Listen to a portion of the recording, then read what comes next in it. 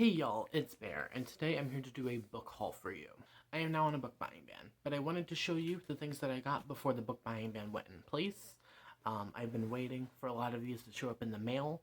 I've got some stuff from publishers. I've got a few gifts I'm going to show you, and we're just going to have a good time and we're going to talk about the books. I'm going to split this up. First, it's going to be books publishers sent me, then it's going to be gifts, and then it's going to be like things that I bought. So first from Mariner, we have When Two Feathers Fell from the Sky by Margaret Verbal. This is a 1920s, I believe, like crime thriller with like some spooky kind of ghosty elements, and it follows a Cherokee horse diver uncover like this mystery that's been going on for years. It says that there's stuff about like apparitions and like double crossings and stuff like that. So I think it's going to be a good time. I'm always down for historical fiction, but I'm also always down for like a historical fiction with like thrillery elements. So I think it's going to be a good time. Then Penguin Random House reached out and asked about sending over some books, and I of course said yes. First, they sent Notable Native People by Adrienne Kane. It talks about like 50 different indigenous leaders throughout history. It has very like wonderful art and then like information about each one. Page about one of my favorite authors of all time, Tommy Orange. Pretty art. You have some essays, and I think it's going to be really interesting. I could read this one also for Native American Heritage Month for Indigathon for like the nonfiction prompt.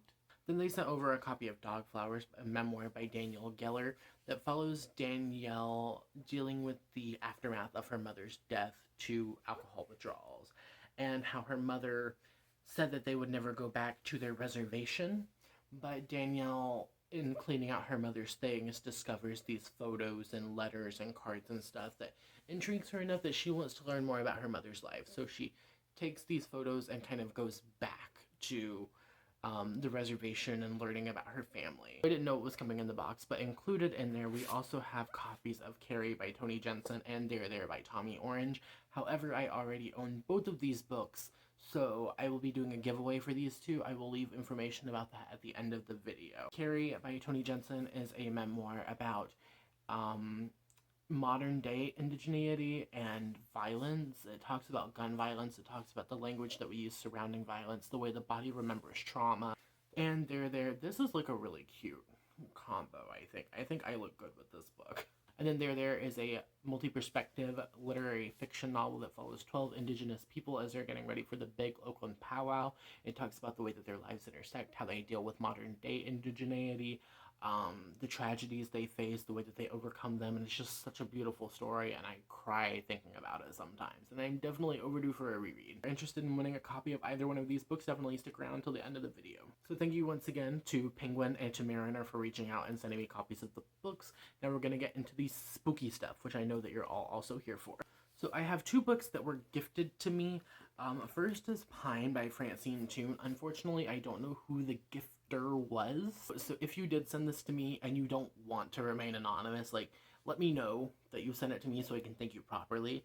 And this one is a gothic thriller, literary horror. It also says literary gothic thriller like 3 different times on the cover. And I've been told that fans of like The Ritual and Midsommar will enjoy this, but we follow a girl and her father who one night a woman stumbles out into the middle of the road. So they take her in, and the next day she's gone. And then like teenagers start going missing in their town in the Highlands. And thank you to whoever sent it to me. I don't know who it was, so I can't mention you by name. I'm sorry. Then I have a gift from Will. This was for our 3-year anniversary, and that is Yours Cruelly, Elvira by Cassandra Peterson. This is Memoirs from the Mistress of the Dark. It's also signed.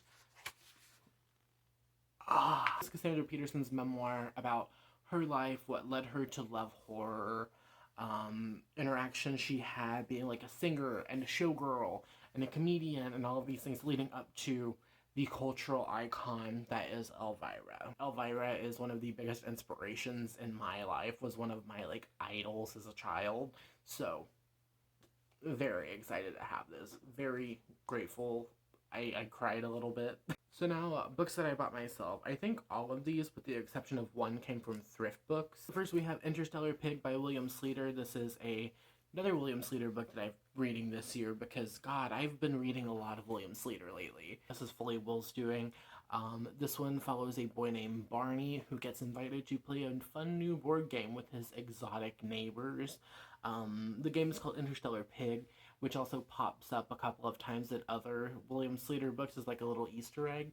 But basically, Barney learns that his exotic new neighbors, because it says that in the synopsis, might not actually be what he thinks they are. It's aliens. It's an alien sci-fi book. I think one of the proudest things for me in 2021, because I've never been a science fiction fan, is getting into sci-fi and learning really what I like in the genre. And I'm having fun so far. And another thing too, I have been in a very dark mental place lately, so I've been needing comfort, and I find comfort in like childhood things. So I picked up a copy of Chrysanthemum by Kevin Hanks, and this one follows a little mouse named Chrysanthemum, who's named after the flower. She starts her first day of school, and the children in school start to bully her because her name is weird and it's too long, and oh haha, you're named after a flower. So it goes from her loving her name to her hating her name to her re-loving her name. I loved it so much. It meant so much to me growing up. And I think that while we have books that are being published now, that have been being published, that deal with this idea in a more realistic way, and children can find solace in these books now rather than like through anthropomorphic animals. But this one brought me a lot of comfort as a child, and I'm very grateful now to own a copy. We have another one that was Will's recommendation. That is Something Wicked This Way Comes by Ray Bradbury. This one follows two boys who end up at this carnival, I believe on Halloween night, and it's a little dark, a little more sinister, a little more like too perfect of a situation than they realized. This is why I left thrift books. Can you see this? Where they doodled over the author photo to make it look like cartoony. Things like this I love seeing. I love getting secondhand copies. I've always preferred to shop secondhand for my books. And as someone who doesn't have a lot of used bookstores, thrift books has been a great option for me. It's not sponsored, but at this point they totally should sponsor me. I'm so good at shopping on their website that I bought all of these thrift books for the price of one new like store price hardcover. We have Monsterland by Michael Philip Cash, and this is a horror novel that follows three boys who go to this theme park called Monsterland. And yes, Monsterland means that they have vampires and werewolves and zombies, and you can kind of guess what happens from there. I feel like it's because I live in Orlando, and everyone and their mother and like all my friends and coworkers and people, everyone is going to Halloween Horror Nights. It just made me really want to pick this up because like I'm being surrounded by like spooky theme park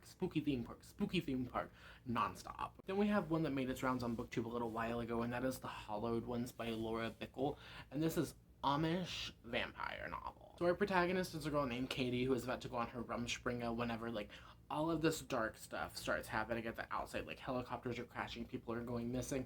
She finds a sickly stranger outside of her community and brings the sickly stranger back in, and it's a vampire Amish novel. I've been having really good luck with vampire books lately, and I hope that this one is as good as everyone on BookTube made it out to be whenever it published. I believe it's also the first in a duology, so if I enjoy it, I can definitely continue with the series. The Blackheart Boys Choir by Curtis M. Lawson. Take a second to appreciate the beauty and the chaos that is this cover. Yes, that is a unicorn. That is a demon unicorn off the top of the cover.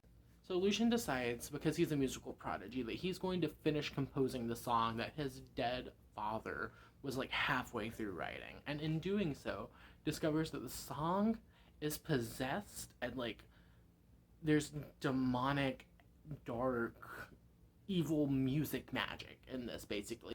It just sounds like the most unique, chaotic thing I've ever heard of. Then we have The Pilo Family Circus by Will Elliott. This is Hell Clown Purgatory. Follow this man named Jamie who gets dragged into Hell Clown Purgatory, aka the Pilo Family Circus, by these three demonic evil clowns. And they say, you have 2 days to audition. And in this Hell Clown Purgatory, this is like where the world's darkest evils, the most atrocious things you can think of, happen.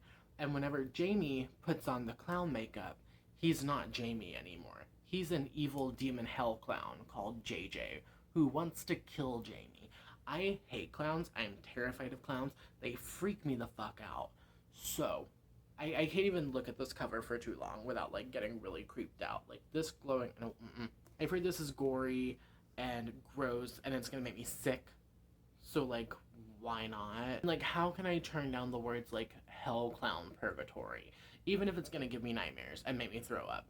Hell, clown, purgatory. One that's like a literary mystery, historical, dual perspective type situation going on, and that is A Dark Dividing by Sarah Rain. And this one follows a man named Harry, who is a journalist who has to write about this like new art gallery that's opening up. And Harry loves like a woman with a past and a mystery. So whenever he discovers Simone, who has these strange, weird photos up in the art gallery, he's interested, right? Because who wouldn't be interested in a woman with strange, dark photos up in an art gallery? It just makes sense.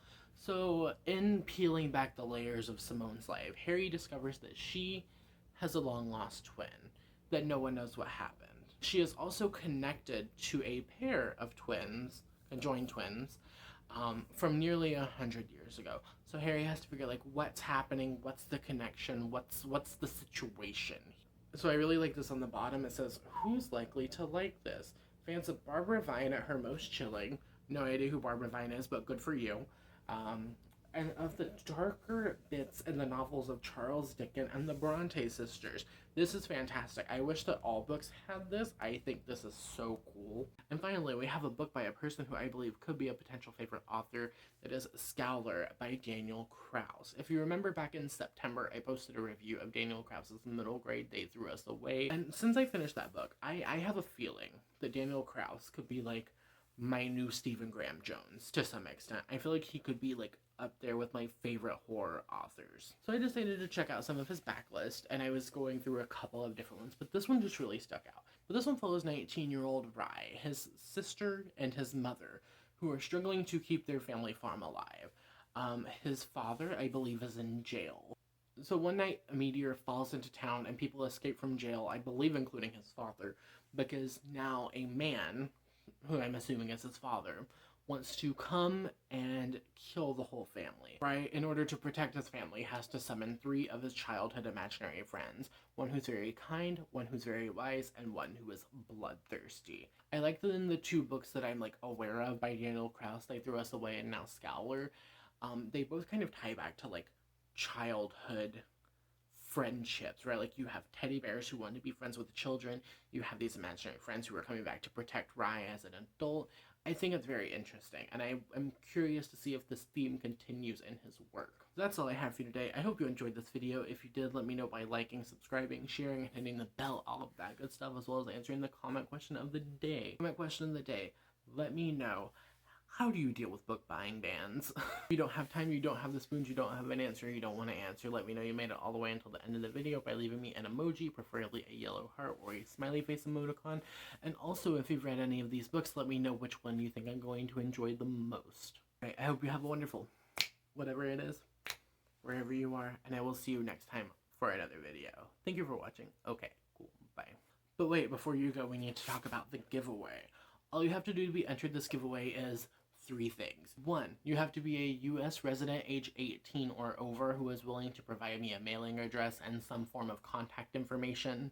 2, you have to be subscribed to my YouTube channel. 3, leave me a comment letting me know why you care about Indigenous literature. I'll be announcing the winner of the giveaway on my community tab, probably the 1st or the 2nd. If you do not respond to the contact information within 24 hours, another winner will be chosen. So please stay on that and keep an eye on my community tab. And yeah, bye.